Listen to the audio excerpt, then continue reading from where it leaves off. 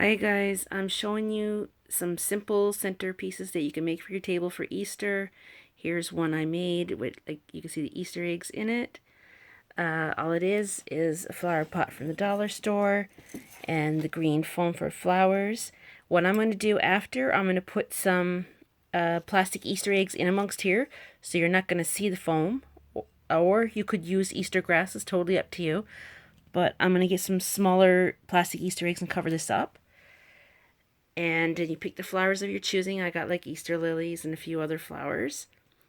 Now this one will be going on my kitchen table as a centerpiece for Easter. Now this one here is pretty simple.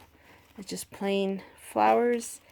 These are ones that I liked. I found them more Easter colors, so that's what I chose. All it is a see-through glass vase from your dollar store, some plastic Easter eggs, and then you take the flowers and you put the stems down through the middle of the Easter eggs so that nobody can see the stems.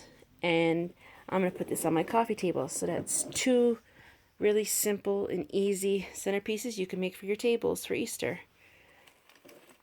Now, what I might do too for this one, I could add a little bit of Easter grass in between to fill in any spots that looks like gaps or holes in there.